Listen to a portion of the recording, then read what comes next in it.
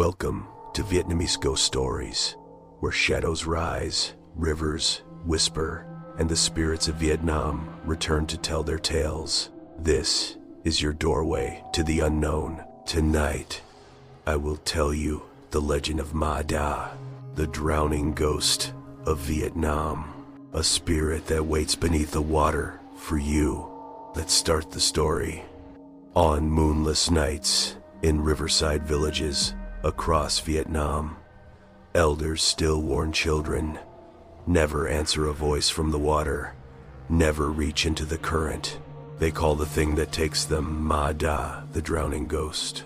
Tonight, I'll take you beneath the surface, the legend, the folk logic, the fears it embodies, and a story that people still whisper by candlelight. If you listen closely, you might hear the water calling your name. Ma Da is a ghostly presence, tied to water, usually a river, canal, or pond, most often the spirit of someone who drowned. In folklore, Ma Da haunts the currents. She or he may be seen as a pale figure standing in the shallows, a pair of hands reaching up from beneath the surface, or a voice calling for help from the dark. The central horror: Ma Da lures the living into the water to drown them, perhaps to take their place, perhaps out of envy, or perhaps because the spirit is trapped in an endless, hungry loop. This idea, the dead who drag the living into water, exists in many cultures.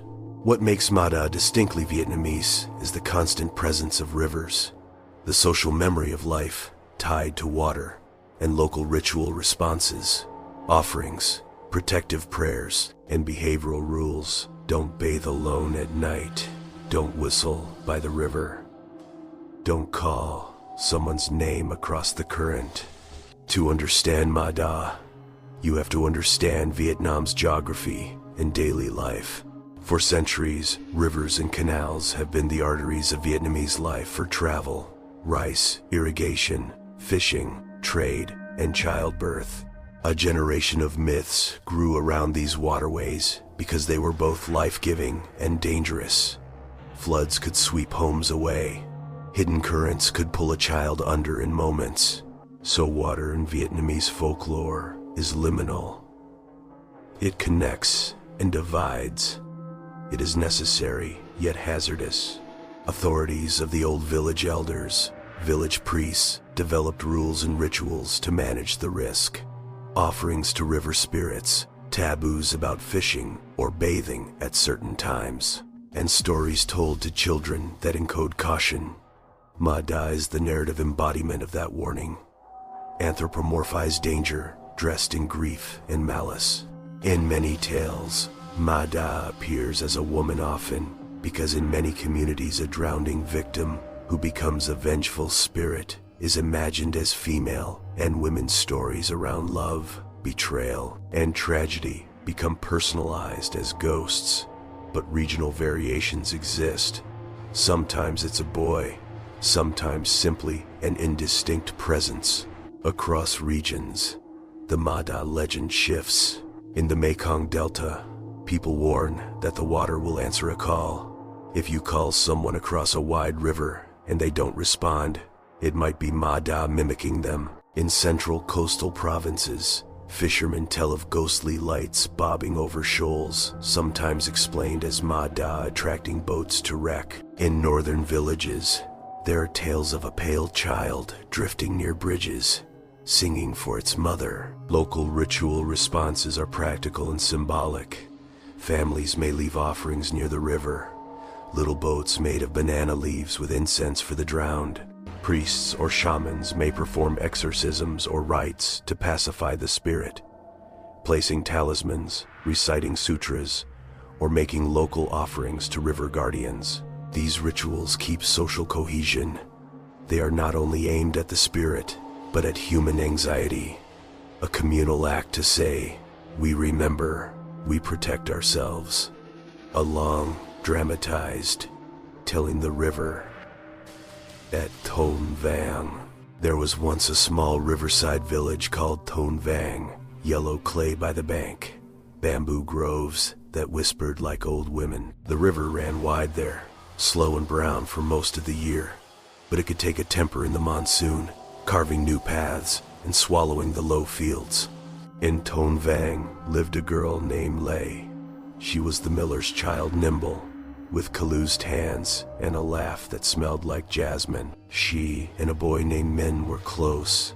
They swam together, hopped boats, and raced bamboo poles like two winded sparrows.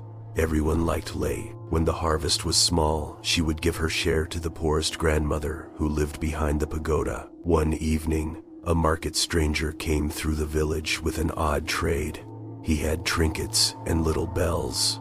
The boys crowded around him, asking for coins.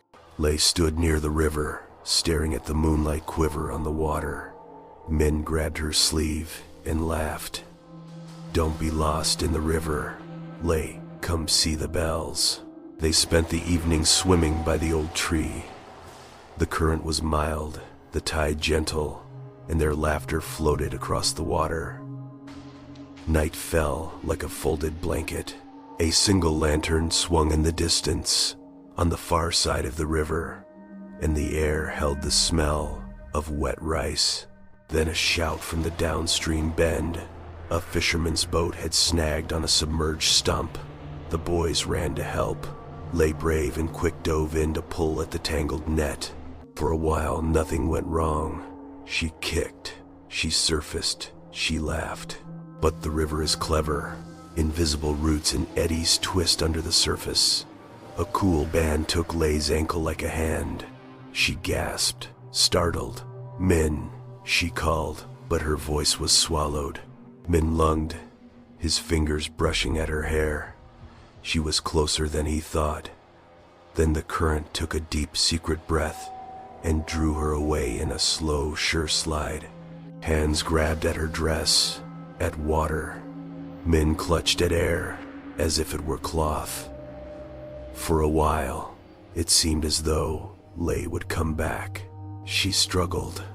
Then he could see her face pale, eyes wide, with a new look he had never seen.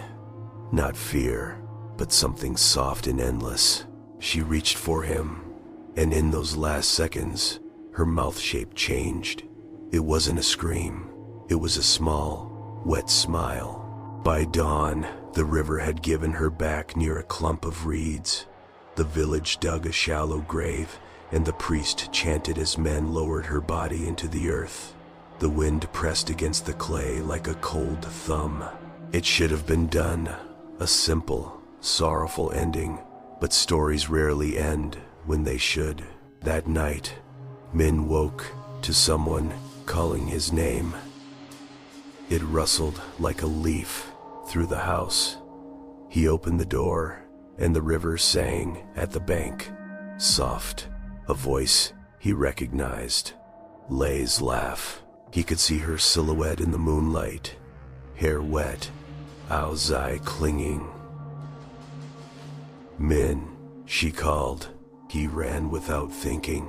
At the edge of the bank, she stood in the shallows, pale and small as a moon ghost.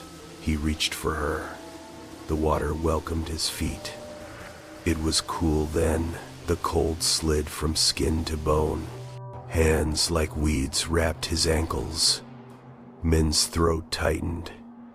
He blinked, and the face above him was not quite Lei's. The eyes were a little too empty, a little too wide, like a door left open in a storm. He struggled. He remembered the priest's last words. Lay him inside. Keep the door closed. Do not follow a voice across water. But his feet moved toward her anyway. In those moments, he felt calm like sleep. The current smiled. A neighbor screamed and grabbed him, hauling him back like a fisherman pulling a snagged net. Min coughed up riverweed, the moon shaking in his eyes. Lei's shape slid back into the water and blended with ripples.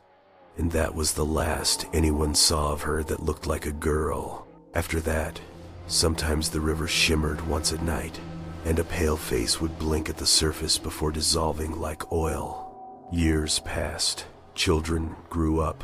Mothers told the story of lay to chase the daring out of their offspring. Don't swim after dusk. Don't answer the voice on the bend. But the story did not stop there.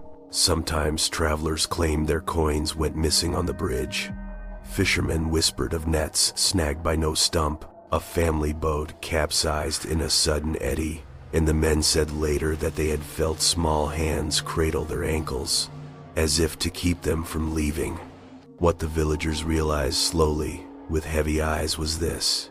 Lay's face was never quite empty. She was hungry for company. She wanted to replace what was lost. A warmth, a name.